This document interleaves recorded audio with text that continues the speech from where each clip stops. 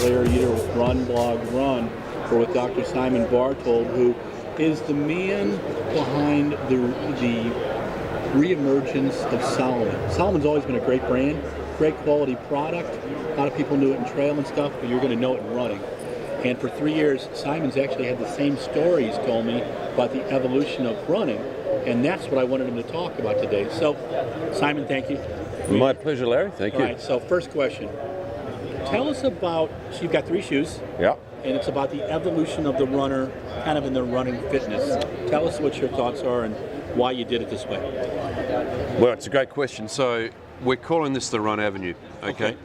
And it's basically because I looked at the model we have now where you've got a square box, you've got motion control, cushioning, structured cushioning, neutral, and you've got the shop assistant who's running around on the inside of the floor trying to figure out what's going on. And it doesn't actually fit the model according to the sciences we have today. Mm-hmm. So we think it's kind of interesting that running is not, for the novice especially, is not seen as an aspirational sport. So it's kind of you stay static. You go buy your shorts, buy your shoes, go out the front door, you turn right, and you always turn right, and then you wonder why you get injured. Okay, so I like that. Okay, makes a lot of sense. So if only you turned left once in a while, everything would change. Yeah. So we looked at this and thought, you know what? It probably makes more sense to have a start point, and if you need a bit more shoe, then you turn left. And if you need, as you develop as a runner, you're going to lose some weight, you're going to get stronger, you're going to develop technique, and you're going to get faster. You need a less shoe on a bit less drop, a bit more flexibility, and lighter, most importantly. So it's really that simple. It's about stories of 3 and trying to understand how you evolve as an athlete within the sport. It's a bit like golf. You don't end up playing with the same set of clubs you started off with when you were a novice. I hope. Well, show us the entry shoe.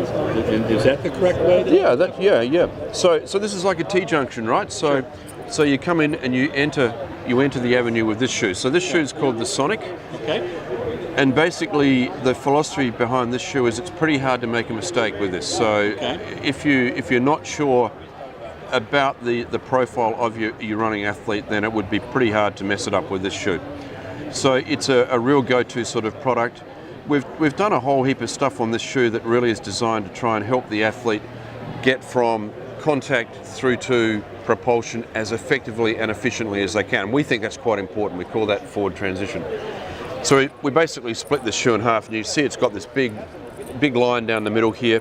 This is called geometric decoupling, and it basically splits the shoe into 2. Okay? So it provides a very even platform for that athlete to go through this forward transition. If they need a little bit more, so maybe it's somebody who's not so confident, maybe they've got some mechanical issues, we did something kind of cool, and we took that line and we moved it towards the outside or laterally, and the idea was that we would increase the medial platform, so they'd have a greater support platform on the inside, so more confidence. Basically, it's going to make it a bit easier for them. We then thought, okay, well, what if this entry point athlete starts to develop some technique and get faster? They might want to race, they might want to be doing some tempo running. They're going to need a lighter shoe. They're going to need something that's a bit lower drop, because one of the ways you go faster is by getting further forward. And we also shifted the line to the inside to increase the lateral platform, because we know they're going to be more up on their forefoot. So it's a lighter, more flexible, lower drop shoe, which fits in with everything we understand about how you might want to go faster. Stories of 3, the Steve Jobs principle. Yes. Keep it nice and simple, pretty easy for retail to connect with, and we think it's a reasonably elegant story. So give me the names again of the shoes. This is the entry one. So this is the entry one. This is called the Sonic RA, and RA stands for Running Avenue. And what's it retail for? This retails for US $130. Oh, that's fantastic. Yeah, we think that's really competitive.